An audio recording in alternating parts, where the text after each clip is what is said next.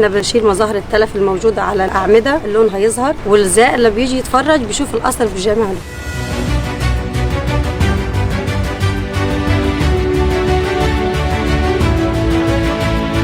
فحاليا احنا بنعمل عمليه تنظيف ميكانيكي باستخدام الفرر او الازميل او الاستكه لازاله الاعشاش الطينيه الملتصقه بالاعمده.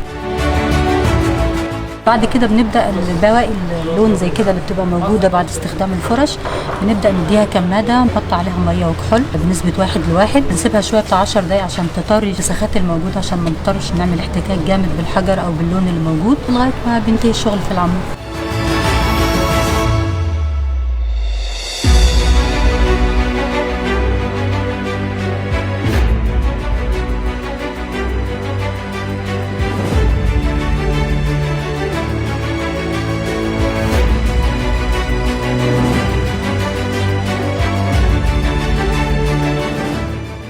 ظهرت الألوان بعد ما كانت مغطاة بطبقة الأتربة، ألوان جميلة مثل اللون الأحمر واللون الأصفر. الألوان بتاعت أجدادنا القدماء المصريين يعني ألوان جميلة طالعة معانا على الأعمدة وبنقويها بعد كده. أي قطعة أثرية في معابد الكرنك يعتبر تاريخ لمصر ولازم كلنا نحافظ عليه، وده لازم يكون فخر لنا إن القدماء المصريين عملوا حاجة لمصر، ومش لمصر بس، للعالم كله.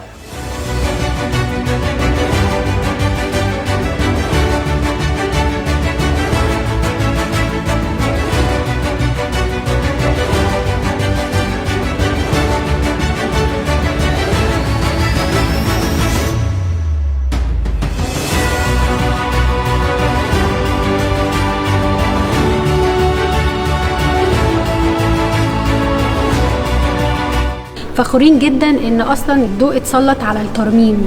يعني ممكن زمان ما كانش الترميم واضح قوي في الصوره زي دلوقتي، ما شاء الله بقى في دلوقتي كمان ان الميادين بقى فيها اثار، الشوارع بقى فيها برضو اثار.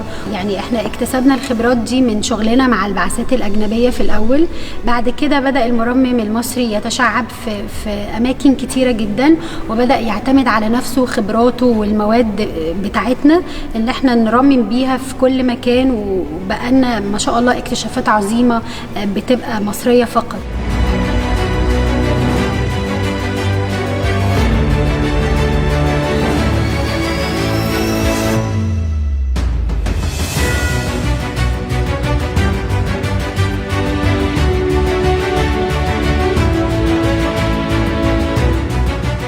والحمد لله يعني بالتنظيف الميكانيكي والكيميائي وكل طرق الترميم نتوصل للوصول للزخارف دي. اكتشفنا تحتها كتابات، اكتشفنا خراطيش. طبعا الترميم مهم جدا بالنسبه للاصل، بيظهره بيوضح لك وبيعمل اعاده للتوثيق كله تاني. يعني دي كلها ما كانتش ظاهره، انت ما كنتش هتعرف ايه ده اللي من تحت، يعني غير لما تم الترميم وانت كشفت عنه كانك بتكشف على اثر.